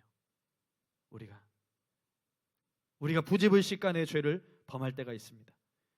우리가 하나님을 의식하면서 살아가요. 우리 다 그런 거예요. 하나님을 의식하면서 살아가요. 분명히 내가 하나님 앞에서 살고 있어요. 그래서 죄를 짓지 않게 해서 분투해요. 그렇게 살아가요. 또 우리가 앞서 나눈 것처럼 하나님의 말씀대로 살기 위해서 살아가요. 그런데 하나님의 눈앞에서 살기를 또 원해요. 죄를 피해요. 죄를 거절해요. 죄와 함께 있지 않기를 원해서 하나님 앞에 살려고 애를 써요. 다윗이 바로 그런 삶을 살았어요. 블레셋 족속 가드왕 아기스가 다윗에 대해서 이렇게 말합니다. 사무엘상 29장 6절 말씀에 보면 내가 정직하여 내게 온 날부터 오늘까지 너에게 악이 있음을 보지 못하였다. 네가 정직해서 네 안에 악이 있는 것을 내가 보지 못했다. 다윗이 하나님 보시기에는 물론이고 사람들이 보기에도 정직해서 악을 행하지 않았습니다. 그는 어디서든지 하나님을 의식하면서 살았어요. 그런 이유 때문에 그에게는 악이 있지 않았습니다. 그런데 그런 다윗조차도 우리가 알고 있는 것처럼 넘어지는 때가 있었죠. 넘어진 때가 있었어요. 바로 햇사람 우리아의 일이었습니다. 여러분, 말씀드린 것처럼 우리 역시 고의적이고 습관적이지는 않다고 할지라도 때때로 우리가 연약한 인간이기 때문에 그걸 우리가 허용해서는 안 되지만 우리가 죄를 범할 때가 있다는 거예요. 우리가 분명히 하나님을 의식하면서 살아갑니다. 죄와 싸우고 분투합니다. 그럼에도 불구하고 우리 역시도 때때로 넘어질 때가 있다는 거예요. 그럴 때 우리는 다윗이 죄에 대해서 어떠한 태도를 보였는지, 요셉처럼 우리가 거절해야 되지만, 요셉처럼 우리가 피해야 되지만, 함께 있지도 말아야 되지만, 우리가 그렇게 하면서도 또 우리가 연약함으로 인해서 넘어질 때는 어떻게 해야 되느냐? 우리가 다윗을 통해서 알 수가 있다는 거예요. 다윗이 어떤 태도를 보였는가? 죄를 범했을 때 간단합니다. 다윗은요, 자기 죄에 대해서 부끄러워했습니다. 자기 죄에 대해서 부끄러워했어요. 그는 그 부끄러움 때문에 하나님 앞에서 상한 심령이 되었습니다. 죄를 지었을 때 부끄러워할 줄 아는 것이 정직한 거예요. 죄를 지었는데 떳떳해. 그게 거짓된 것입니다. 죄를 지었으면 부끄러워할 줄 알아야 돼요. 이것이 다윗이 소유했던 정직함입니다. 또한 정직한 사람들이 가지는 죄에 대한 태도가 바로 하나님 앞에서 죄를 지었을 때 자기의 죄에 대해서 부끄러워할 줄 아는 거예요. 하나님 앞에 있기 때문에, 하나님이 보고 계시다는 걸 알기 때문에 자기 죄로 인해서 부끄러워하고 그걸 회개하고 거기서 돌이키고 다시는 그렇게 살기를 원하지 않고 하나님의 말씀대로 살기를 원하고 죄를 짓지 않기를 원하고 상한 심령이 되어서 자신의 마음을 하나님 앞에 쏟고 토하게 되는 것. 그분이 우리의 마음을 알고 계시기 때문에, 이미 우리의 마음을 다 보고 계시기 때문에 숨길 것이 없이 정직하게 다 쏟아내고 다 부어드리는 것, 토하는 것. 반면 하나님이 보시기에 정직한 것, 그것에서 떠나서 양심을 버린 사람들은 자기의 죄에 대해서 부끄러워하지 않습니다. 그래서 자신의 죄로 인해서 잠시 동안은 두려워할 수 있어도 결국은 회개함에 이르지 못합니다. 예레미야 8장 6절 말씀에 보면 내가 귀를 기울여 들은즉 그들이 정직을 말하지 아니하며 그들의 악을 뉘우쳐서 내가 행한 것이 무엇인고 말하는 자가 없고 전쟁터로 향하여 달리는 말같이 각각 그 길로 행하도다. 정직을 말하지 아니하며 그들의 악을 뉘우쳐서 내가 행한 것이 무엇인고 말하는 자가 없고 정직 없다 뿐만 아니라 뉘우침이 없고 내가 행한 죄가 도대체 뭔가 탄식하고 하나님 앞에 애통하는 그렇게 말하는 자가 없고 전쟁터로 내달리는 말과 같이 멸망을 향해서 달려가는 거예요. 정직이 없으면 악을 뉘우치면서 내가 행한 것이 무엇인고 탄식하는 자가 없다는 거예요. 정직한 자들은 어미하신 하나님의 말씀을 듣고 어찌할꼬 탄식하는 자들, 이것이 정직한 반응입니다. 부끄러워하는 거죠.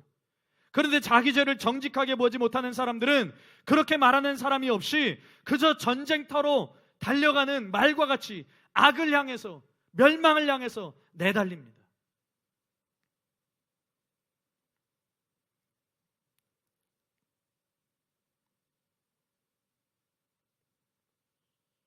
여러분, 죄에 대해서 정직하여서 부끄러워할 줄 아는 사람이 되어야 됩니다. 우리에게 있는 죄로 인해서 우리의 심령이 상하고 가난해져서 하나님, 나는 하나님 앞에서 이런 사람입니다. 나는 하나님 앞에서 이런 정도의 사람입니다. 그래서 때로는 내가 부끄러운 거예요. 하나님 앞에 서 있는 나를 생각할 때 내가 부끄러운 거예요. 그 부끄러움은 단순히 나를 비하하기 위한 게 아니라 이렇게 살면 안 되겠다. 내가 하나님 앞에 이렇게 살면 안 되겠다. 그래서 내가 달라지기를 원하고 바뀌기를 원하고 변화되기를 원하는 거예요. 하나님 아버지 앞에 서서 상한 심령으로 회개하고 애통하게 되는 것. 그럼 하나님은 우리의 죄를 사하여 주십니다. 시편 32편 5절 말씀에 보면 내가 이르기를 내 허물을 여호와께 자백하리라 하고 주께 내 죄를 아뢰고 내 죄악을 숨기지 아니하였더니, 정직하게 하나님 앞에 나아갔다는 거예요. 곧 주께서 내 죄악을 사하셨나이다.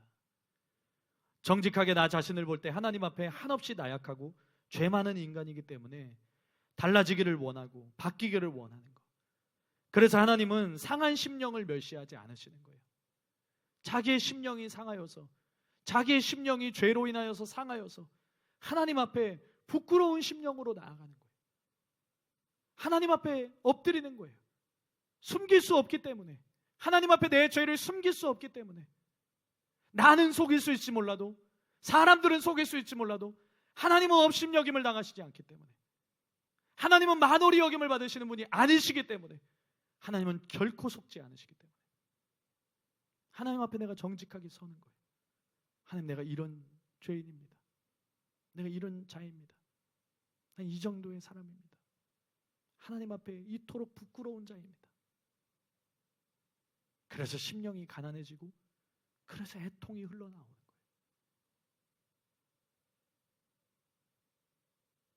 그러면 하나님은 그 죄악을 사하여 주시는 것입니다.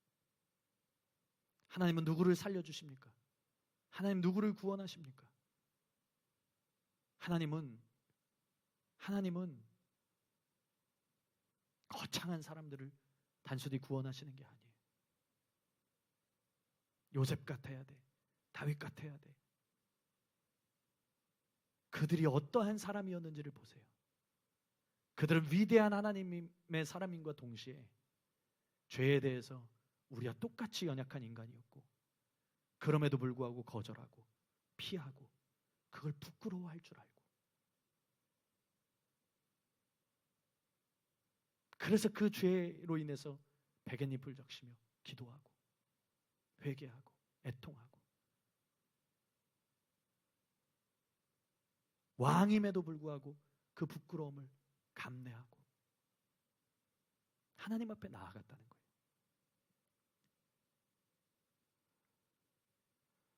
여러분, 제가 지지난주에 기도 인도를 할 때 탕자의 이야기를 했었습니다. 하나님은 무조건 판단하시는 분이 아니에요. 하나님은 사랑이세요. 사랑의 아버지가 탕자를 자기의 자녀로 받아줍니다. 자기 아들을 받아줘요. 탕자를.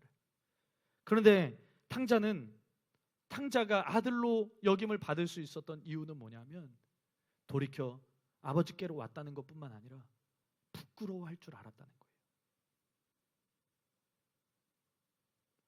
누가복음 15장 18절 19절 말씀에 보면, 내가 일어나 아버지께 가서 이르기를, 아버지, 내가 하늘과 아버지께 죄를 지었사오니 지금부터는 아버지의 아들이라 일컬음을 감당하지 못하겠나이다.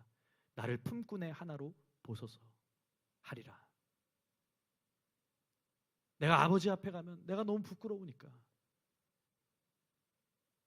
내가 지금 당장은 죽을 것 같으니까 아버지 앞에 가야 되겠는데, 내가 아버지 앞에 가서 아들로서 인정받는 건 너무 부끄럽다.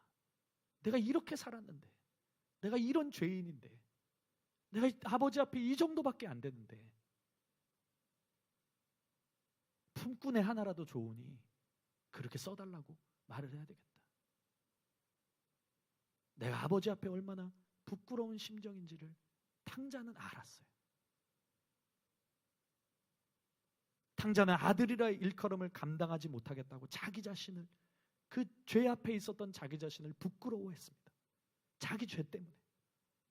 그리고 실제로 아버지께 갔을 때, 아버지가 먼 곳에서 자기 아들을 보고 달려 나올 때, 아버지가 입을 맞추고 아버지가 그를 부둥켜 안고 그렇게 할 때, 그거 실제로 얘기하잖아요. 아버지, 내가 하늘과 아버지께 죄를 지었습니다. 지금부터는 아버지의 아들이라 일컬음을 받을 자격이 없습니다. 그는 정직하게 자기를 볼 때 부끄러울 수밖에 없었던 거예요. 아버지께 그렇게 부끄러운 마음으로 정직하게 나아가서 고백하려고 했어요. 그런데 아버지는 멀리서부터 그를 알아보고 치근히 여기고 달려와서 목을 안고 입을 맞추고, 그리고 자신은 아들이라 일컬음을 받기에는 너무 부끄러운 자입니다 고백하는 아들에게 종들을 시켜서 제일 좋은 옷을 입히고, 손에 가락지를 끼우고 발에 신을 신기고 살찐 송아지를 잡아서 잔치를 베풀고 함께 기뻐하고 즐거워하고. 하나님 아버지는 이보다 더 위대한 아버지이십니다. 진짜 아버지.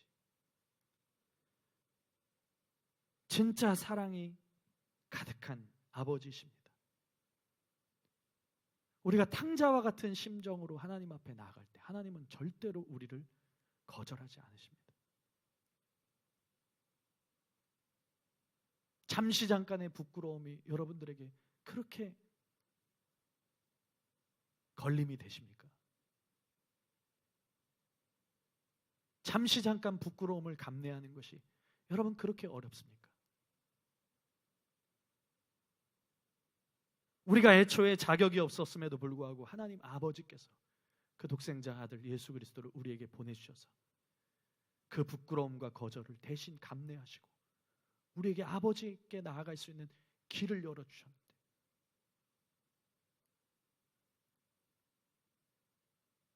우리가 아버지께 자녀라고 일컬음을 받을 수 있는 충분한 자격이 우리는 감당할 수 없을 만큼 부끄러운 자이지만, 우리는 그렇게 알고 있지만 하나님은 그것을 다 안아주실 수 있고 우리에게 입맞춰 주실 수 있고 가장 좋은 것으로, 아들의 또 징표로, 살찐 송아지로 우리에게 갚아주시는 분인데, 하나님 앞에 나아가서 하나님 내가 어찌할꼬, 하나님 내 심령이, 내 마음이, 내 이런 모습들이 하나님 앞에 부끄러운 자인데 하나님 내가 어찌할 수 있습니까? 내가 무엇을 해야 되겠습니까? 하나님 나는 너무나 부끄러운 자입니다. 하나님 나는 하나님 앞에 아들이라 일컬음을 받기에 감당치 못할 정도로 부끄러운 자입니다. 우리가 애통할 수 있고 우리가 하나님 앞에 그런 심정으로 나아갈 수 있는 것이 얼마나 귀하고 얼마나 하나님이 우리에게 주신 사랑인데, 여러분 그 잠시 잠깐의 부끄러움을 여러분 감당하지 못한다는 것이,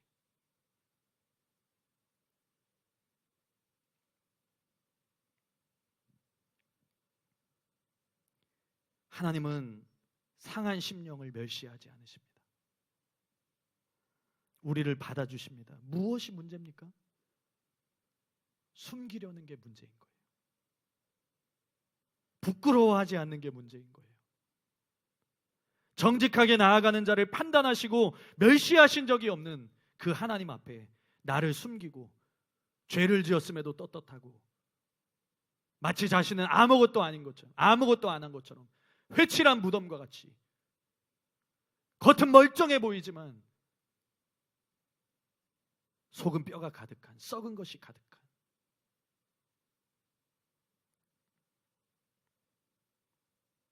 정직하게 하나님 앞에 서는 자들을 하나님은 받아주십니다. 문제는 진짜 정직한가?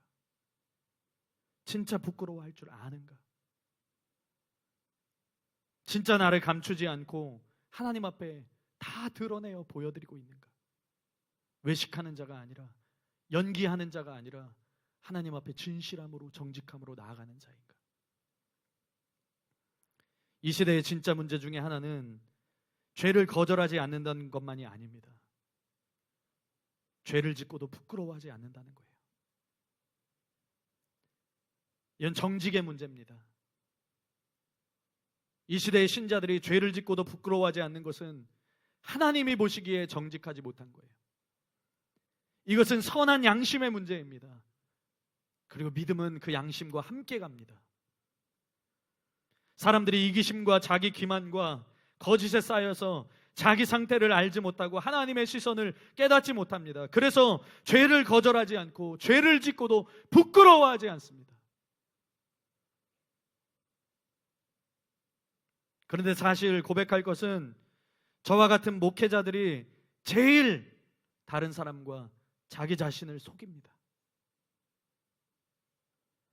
자기 자신까지도 속이기 때문에 하나님의 눈으로 매 순간 자기를 돌아보지 않으면 모릅니다. 자기 자신을 치지 않으면 모릅니다. 그래서 자기가 속아서 가면을 쓰고 사람들을 대합니다. 진짜 자기 자신이 아니라 거짓된 가면을 쓴 자기 자신, 성직이라는 미명 아래 거룩한 것처럼, 경건한 것처럼 다른 사람들을 대합니다. 자기 자신을 정직하게 대하지 않으면 가면을 쓰고 있는 자기 자신이 진짜 자기 자신인 줄 착각하는 거예요.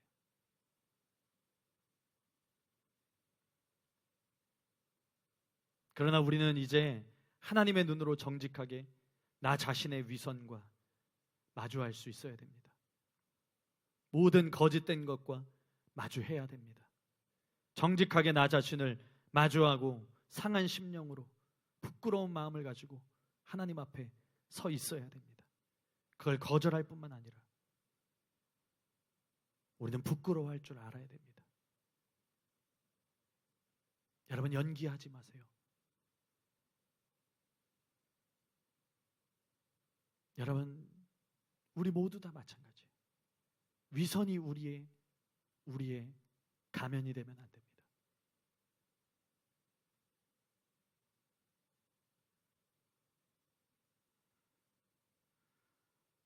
이 시간 함께 기도하기를 원합니다.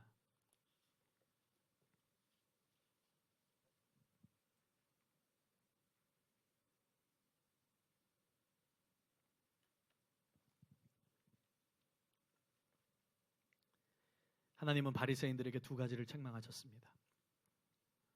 그들에게 사랑이 없음과 그리고 그들에게 공의가 없음을 책망하셨어요. 마치 구약시대 이스라엘 백성들에게 하나님께서 인애와 진실이 없는 것으로 인해서 책망하셨던 것처럼 그들에게 사랑이 없고 공의가 없는, 곧 사랑이 없고 정직이 없는 것으로 인해서 하나님은 그들을 책망하셨어요. 하나님의 보좌의 기초는 공의입니다. 하나님의 사람은 진실합니다. 말씀 앞에 진실하고 죄에 대한 태도에 있어서 정직합니다. 자기를 꾸미지 않습니다. 연기하는 자가 아닙니다. 위선적이지 않습니다.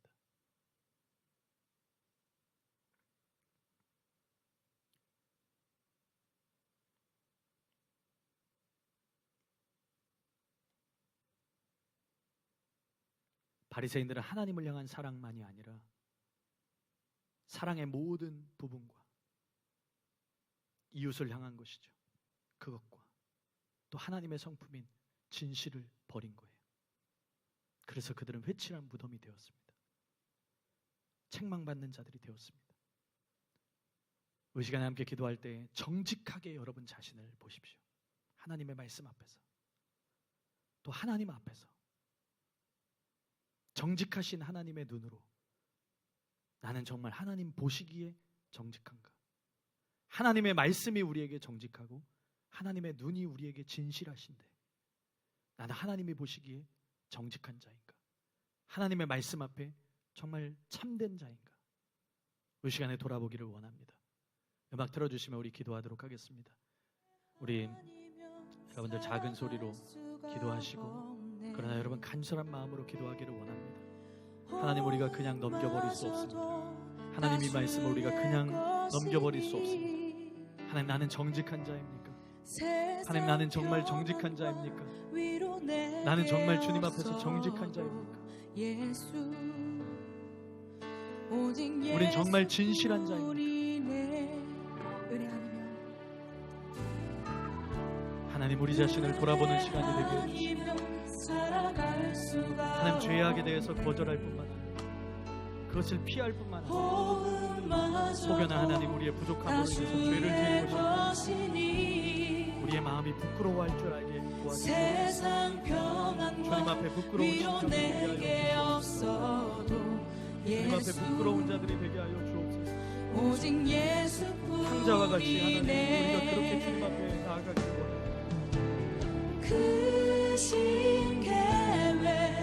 우리가 그런 심령으로, 그런 심령을 가지고 주님 앞에 서기를 원합니다. 작은 고난에 지쳐도 주께 묻기 나의 모든 삶 버티고 견디게 하시네.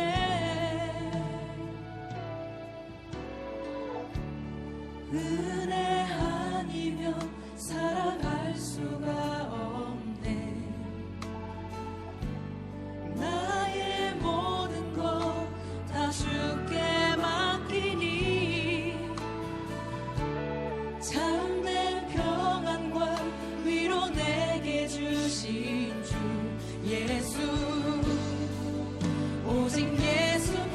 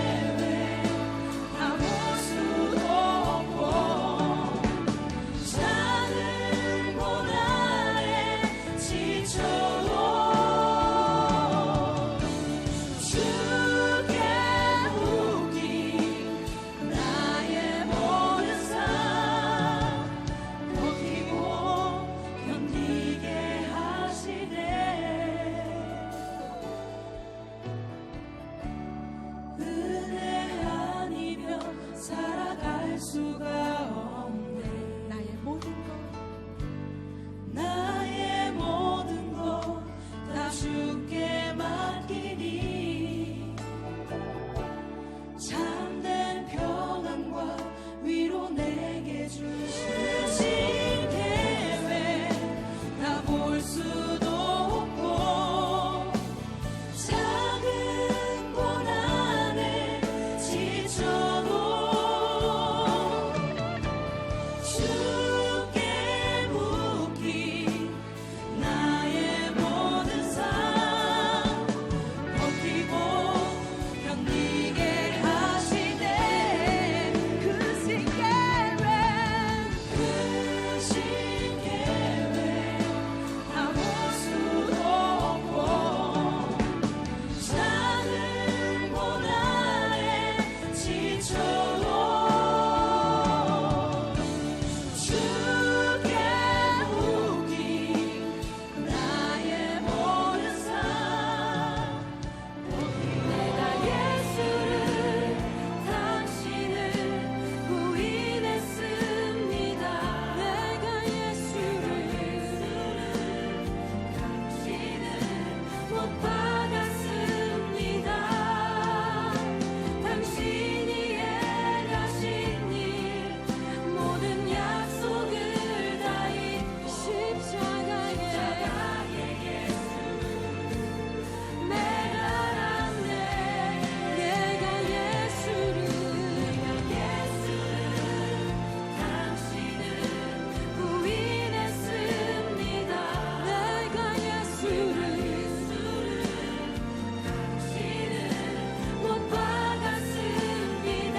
나의 모든 죄를 아버지께 인도하시는 내가 예수를 못 박았습니다.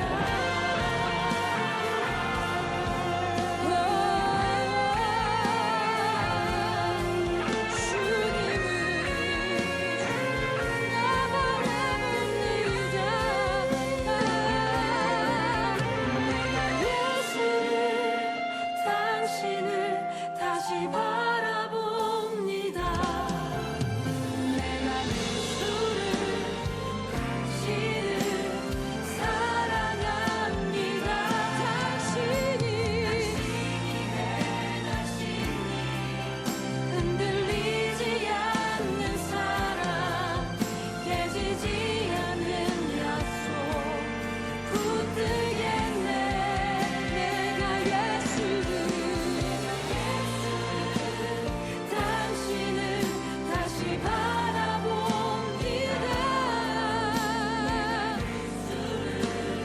당신을 사랑합니다. 갚을 수 없는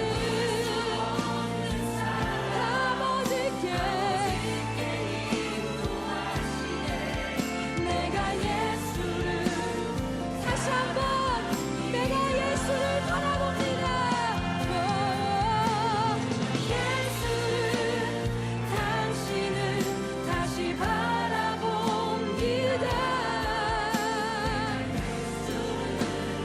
당신을 사랑합니다.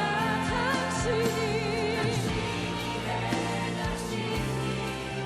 흔들리지 않는 사랑 깨지지 않는 약속 붙들겠네.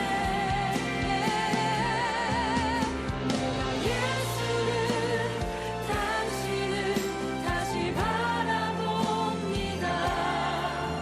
내가 예수를 당신을 사랑합니다. 갚을 수 없는 사랑 아버지께 인도하시네. 내가 예수를 사랑합니다. 갚을 수 없는 사랑 갚을 수 없는 사랑 아버지께 인도하시네. 내가 예수를 십자가 날 위해 주셔도 그 물과 피 날 위해 흘렸네. 그 사랑 나의 생명을 다해 찬양하리. 내 모든 것들이여 주 십자가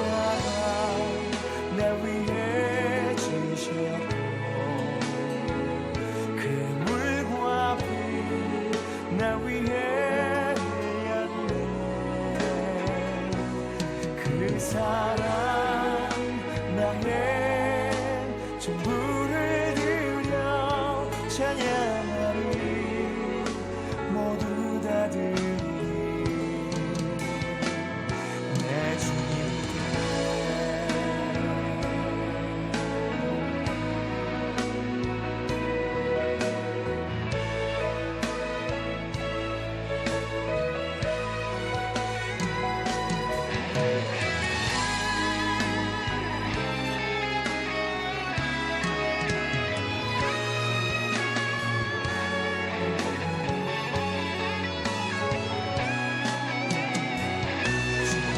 십자가 날 위해 지셨고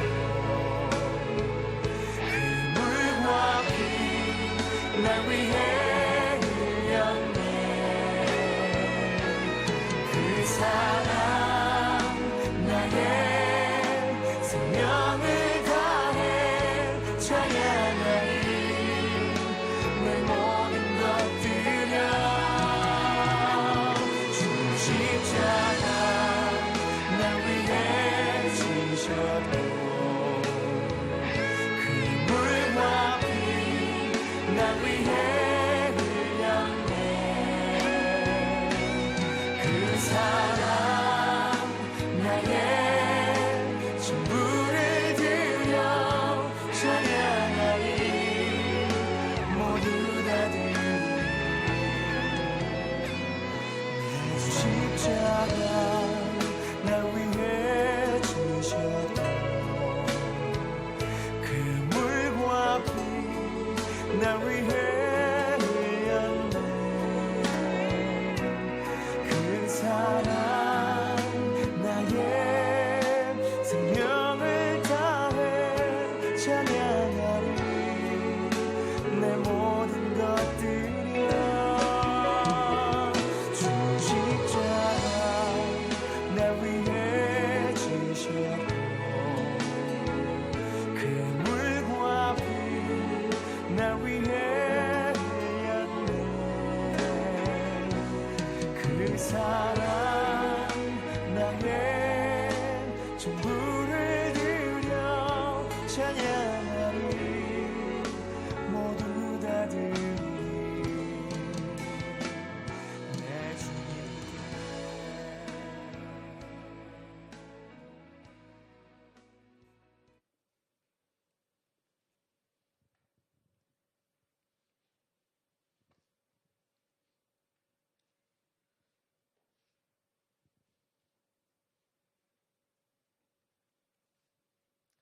네, 예배당이 커서 불 켜는데 조금 걸립니다. 시간이. 네, 천천히 켜주시고요.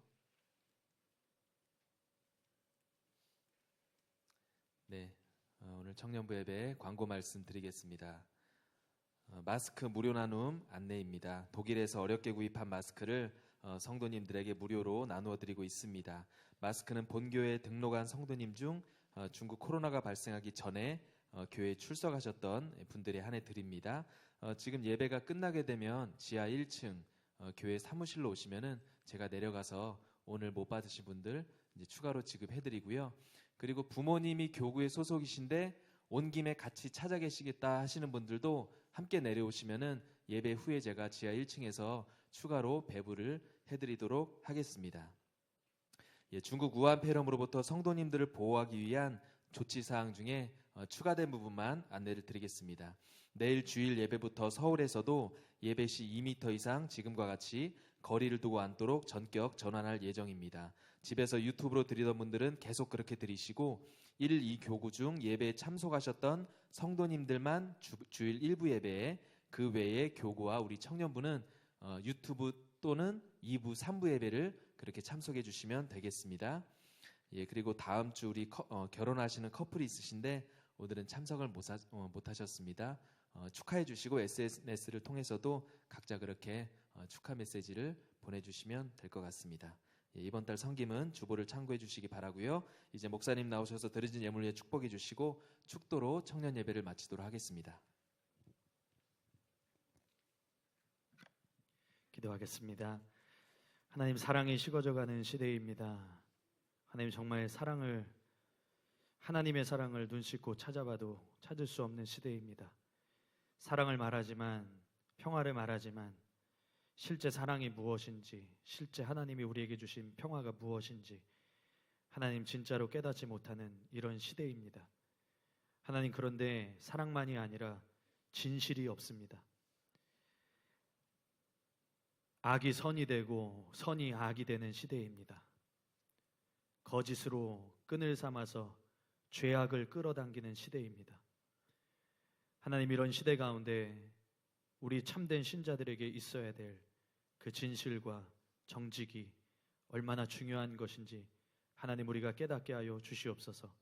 하나님 앞에 살아가게 하시고, 이런 시대 속에서 우리가 부지간에 죄를 지었다고 할지라도 떳떳이 혹은 그것을 숨기며 살아가는 것이 아니라 하나님 앞에 부끄러움을 마음을 가지고 상한 심령으로 주님 앞에 나아가서 애통하는 자들이 되게 하시고, 그런 자들을 멸시하지 않으시는 하나님 앞에 날마다 설 수 있도록 하나님 인도하여 주시옵소서. 우리는 사람 앞에 사는 자가 아닙니다. 하나님 앞에 사는 자입니다. 하나님, 우리는 하나님 보시기에 정직한 자들이 되게 하여 주시옵소서. 한 사람 한 사람이 그렇게 될 수 있도록 주님께서 은혜 베풀어 주시고 성령의 능력으로 함께하여 주시옵소서. 하나님, 참 기가 막힌 현실입니다.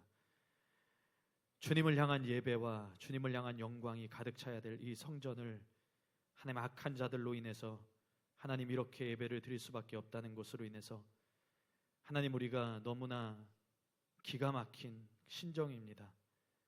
하나님, 그러나 하나님, 이것으로 인해서 우리의 마음이 약화되지 않도록 도와주시고, 또 하나님, 우리의 하나님을 향한 믿음이 하나님 더욱더 이런 시대 속에서 하나님을 향한 열정, 하나님을 향한 믿음, 하나님을 향한 우리의 헌신이 더욱더 커질 수 있도록 도와주시고, 그 마음, 그 심령으로 이 성전을 가득히 채울 수 있도록 하나님 역사하여 주시옵소서. 하나님, 우리의 육신을 죽이는 자들, 그런 자들을 우리가 두려워하지 않게 하시고, 우리를 그저 겉으로 핍박하는 자들을 두려워하지 않게 하시고, 우리를 심판하시고 우리의 영을 지옥불에 던져 넣으실 수 있는 그 하나님을 경외하며 두려워할 수 있도록 하나님, 우리의 마음을 지켜주시고 주님 함께하여 주시옵소서. 하나님, 우리의 마음을 지키게 하시고 주님만 바라보는, 주님의 눈 앞에서 살아가는 귀한 청년들 될 수 있도록 하나님 축복하여 주시옵소서. 오늘도 귀한 예물을 주님 앞에 드린 손길들이 있습니다. 주님 축복하시고, 또 한 사람 한 사람 주님께서 지켜주시고, 육의 모든 질병으로부터, 또 혼적인 모든 연약함으로부터, 또 통증으로부터 하나님 지켜주시고, 모든 불법의 세력으로부터 하나님께서 보호하여 주시옵소서. 오직 성령으로 주님 충만케 하여 주시옵소서. 예수님의 이름으로 축복하며 기도합니다. 아멘. 이제는 우리의 임금 되시며 구주 되신 예수 그리스도의 은혜와 하나님 아버지의 사랑하심과 성령의 교통하심이 오늘 예배 가운데 함께한 우리 청년들의 삶마다, 또 그 10년 가운데 또 예배에 참석하지 못했을지라도 하나님 각 처에서 주님을 예배하기를 원하며 때를 기다리는 그 청년들의 심령과 그 마음 가운데, 그리고 그들의 학업과 사업과 모든 삶의 현장 가운데, 교회와 나라와 또 열방 가운데 지금부터 영원토록 함께 하시기를 간절히 축원하옵나이다. 아멘.